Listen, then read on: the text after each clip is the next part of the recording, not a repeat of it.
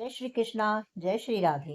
दोस्तों, यदि आप भी एकादशी का व्रत रखते हैं किंतु एकादशी से अगले दिन द्वादशी आने पर जब आप अपने व्रत का पारण करते हैं अर्थात अपना व्रत खोलते हैं किंतु उससे पूर्व आप ब्राह्मण के भोजन के निमित्त कुछ भी नहीं निकालते हैं तो आपको आपके व्रत का पूरा फल बिल्कुल भी नहीं मिलेगा। यह काम बहुत जरूरी है कि हमें अपना व्रत खोलने से पहले ब्राह्मण के भोजन के निमित्त कुछ ना कुछ अवश्य ही निकालना चाहिए, क्योंकि भगवान ने भी एकादशी महात्म में स्वयं कहा है कि एकादशी का पूरा दिन व्रत रख के अगले दिन ब्राह्मण को भोजन कराने के बाद ही हमें अपना व्रत खोलना चाहिए। नारद पुराण में तो यहाँ तक कहा गया है कि जो व्यक्ति द्वादशी के दिन साल भर तक ब्राह्मणों को देसी घी से निर्मित भोजन कराता है और एक गैया और एक शैया का दान देता है तो उस व्यक्ति के सातों जन्म तक गरीबी नहीं फटकती है। इसीलिए इस दिन ब्राह्मण के निमित्त भोजन कराना बहुत ही शुभ माना जाता है।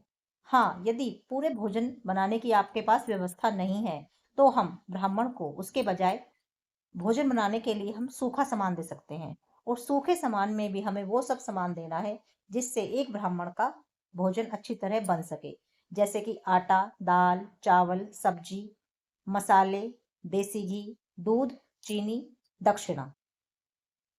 और इसमें एक तुलसी पत्ता भी अवश्य रखना है। ब्राह्मण को देने से पहले थोड़ी देर ये आप भगवान के पास रख दें और भगवान के समीप ही बोलें कि हे ईश्वर, मैंने कल एकादशी व्रत किया था और आज एकादशी व्रत पूर्ण होने पर मैं द्वादशी को ब्राह्मण के भोजन के निमित्त यह सामान निकाल रही हूँ, तो कृपया आप इसे स्वीकार करें।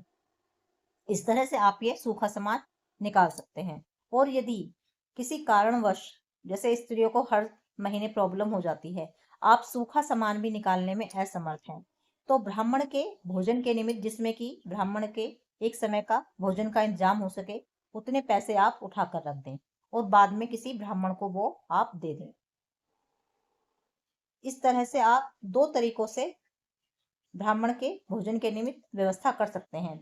और यदि किसी कारणवश यह भी संभव नहीं है तो आपने यदि पैसे उठाकर रखे हैं तो आप उनसे गौओं को चारा भी खिला सकते हैं या कोई भी गौओं का पसंद का सामान उन्हें खिला सकते हैं, क्योंकि गौ माता के अंदर 33 करोड़ देवी देवता विद्यमान रहते हैं।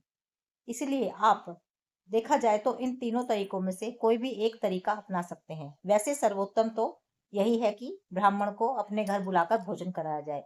ऐसा ना हो सके तो आप ब्राह्मण के लिए सूखा सामान भी दे सकते हैं और नहीं तो फिर ब्राह्मण के भोजन के निमित्त पैसे भी उठा कर रख सकते हैं।